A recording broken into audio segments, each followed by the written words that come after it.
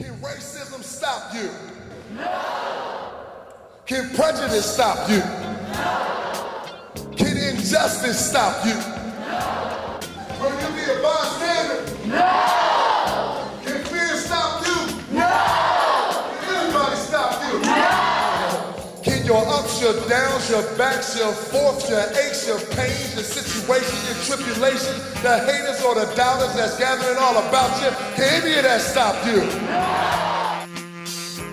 Inclusive leadership is not easy. You went out there and you try to get inclusive. Does everybody want to be a part? It's not that easy. No. The next choice you have to make is you got to choose between what's right and what's easy. Have you ever been to a diversity training before? Let me see your hands. That's every hand in the room. Okay, you ever been to one like this? No. Nothing like this, right? A little bit different. The difference between a hero and a coward is not the lack of fear. The difference between a hero and a coward is the lack of action. The difference between somebody who is going to make a difference and someone who's just going to be a bystander is not the lack of fear. It is the lack of action. You can't change anybody's life, in my opinion, unless you really understand where they're coming from.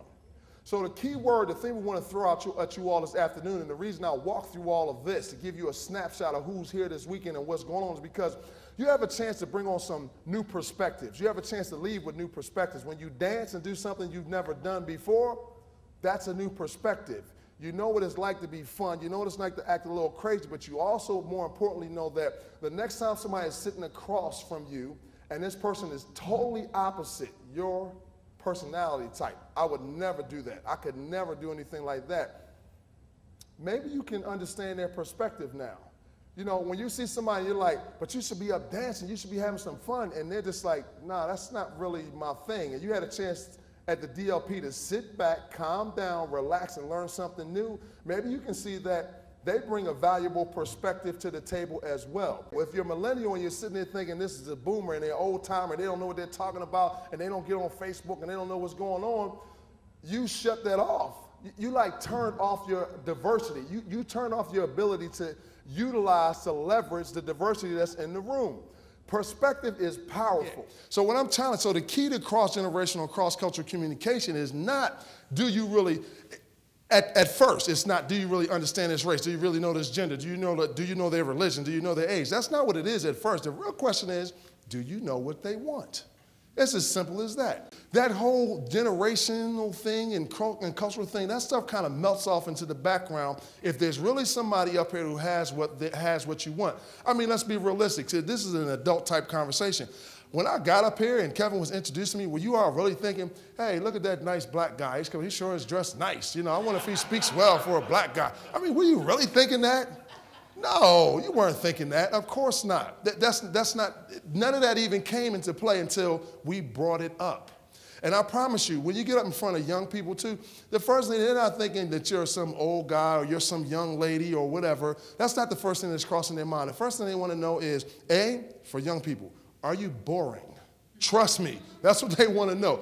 Are you boring? They're trying to size it up in an instant. They want to know, are you boring? Or what's going to happen? Are you getting ready to put me to sleep? Or what's going on? And number two, are you going to really tell me something that I can use, something that's going to help me out? So when you're sitting down at a table with somebody, regardless of their gender, regardless of their age, my question to you is, did you take the time to find out what they really wanted before you sat down and started talking to them? And if you ran into them haphazardly, or it was by happenstance or by chance that you ran into them, before you started spouting off everything or trying to figure out the differences, did you take the time to find out what they really wanted? I had somebody say to me earlier, I was talking to them, and they said, wow, you're really asking me a lot of questions here. You're taking time to really get to know what's going on with me. That is not by accident. It is by design. Everybody's not like that. Sometimes you have to train yourself to be genuinely interested in somebody else. But at the end of the day, it doesn't matter what you think. It doesn't matter what they think. People still have value all the time, even if there's a difference of opinions, even if you don't agree with them, even if they don't look like you, even if they don't feel the same way you do. Not only do people have value, but you have value. And so my challenge to everybody in here is to understand that if you can see that so easy with a $20 bill, how come you can't see that when you're looking in the mirror?